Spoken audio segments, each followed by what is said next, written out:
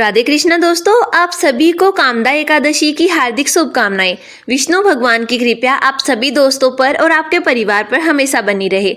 अगर आप हमारे चैनल पर पहली बार आए हैं तो प्लीज हमारे चैनल को सब्सक्राइब जरूर करें और साथ ही बेल आइकन को प्रेस करें ताकि आने वाली हर एकादशी वीडियो और धार्मिक वीडियो आप सभी दोस्तों तक जरूर पहुंचे। आइए सुनते हैं कामदा एकादशी व्रत कथा।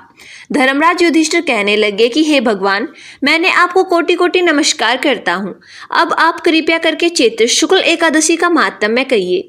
श्री कृष्ण कहने लगे कि हे धर्मराज, यही प्रश्न एक समय राजा दिलीप ने गुरु वशिष्ठ जी से किया था और जो समाधान उन्होंने किया वो सब मैं तुमसे कहता हूँ। प्राचीन काल में भोगीपुर नामक एक नगर था। वहां पर अनेक ऐश्वर्यों से युक्त पुंडरीक नाम का एक राजा राज्य करता था। भोगीपुर नगर में अनेक अप्सरा किन्नर वास करते थे। उनमें एक जगह ललिता और ललित नाम के दो स्त्री पुरुष अत्यंत वैभवशाली घर में निवास करते थे।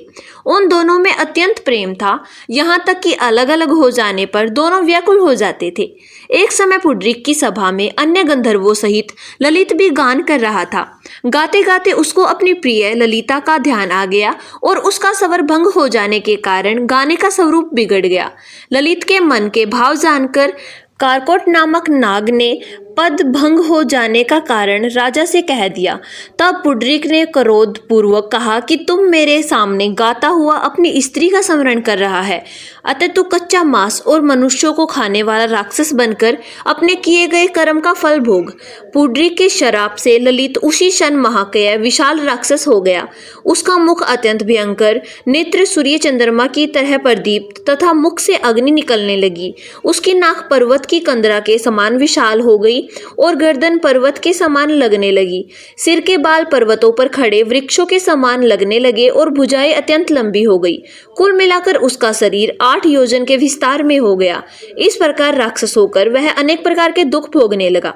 जब उसकी प्रियतम ललिता को यह वृतांत मालूम हुआ तो उसे अत्यंत खेद हुआ और वह अपने पति के उद्धार का यत्न सोचने लगी। वह राक्षस अनेक प्रकार के घोर दुख सहता हुआ घने वनों में रहने लगा। उसकी स्त्री उसके पीछे पीछे जाती और विलाप करती रहती। एक बार ललिता अपने पति के साथ घूमती घूमती विंध्याचल पर्वत पर पहुंच गई, जहां पर श्रृंगी ऋषि का आश्रम था। ललिता शीघ्र ही श्रृंगी ऋषि के आश्रम में गई और वहां जाकर विनती भाव से प्रार्थना करने लगी। उसे देखकर ऋषि बोले कि हे सुभगे, तुम कौन हो और यहाँ किस लिए आई हो? ललिता बोली कि हे मुने, मेरा नाम ललिता है। मेरा पति राजा पुंडरीक के श्राप से विशालकाय राक्षस हो गया है। इसका मुझको महान दुख है। उसके उद्धार का कोई उपाय बताइए। ऋषि बोले कि गंधर्व कन्या, अब चैत्र शुक्ल एकादशी आने वाली है जिसका नाम कामदा एकादशी है। इसका व्रत करने से मनुष्य के सब कार्य सिद्ध होते हैं। यदि तू कामदा एकादशी का व्रत करके उसके पुण्य का फल अपने पति को दे दे तो वह शीघ्र ही राक्षस योनि से मुक्त हो जाएगा और राजा का श्राप भी अवश्य में शांत हो जाएगा। मुनि के ऐसे वचन सुनकर ललिता ने चैत्र शुक्ल एकादशी आने पर उसका व्रत किया और द्वादशी को ब्राह्मणों के सामने अपने व्रत का फल अपने पति को देती हुई भगवान से इस प्रकार प्रार्थना करने लगी, हे प्रभु, मैंने यह जो व्रत किया है इसका फल मेरे पति देव को प्राप्त हो जाए, जिससे यह राक्षस योनि से मुक्त हो जाए। एकादशी का फल देते ही उसका पति राक्षस योनि से मुक्त होकर अपने पुराने स्वरूप को प्राप्त हुआ। फिर अनेक सुंदर वस्त्र आभूषणों से युक्त होकर ललिता के साथ विहार करने लगा। उसके पश्चात वे दोनों विमान में बैठकर स्वर्गलोक को चले गए।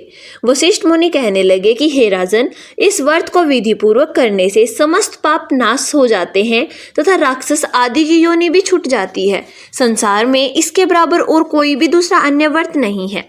इसकी कथा पढ़ने या सुनने से वाजपेय यज्ञ का फल प्राप्त होता है।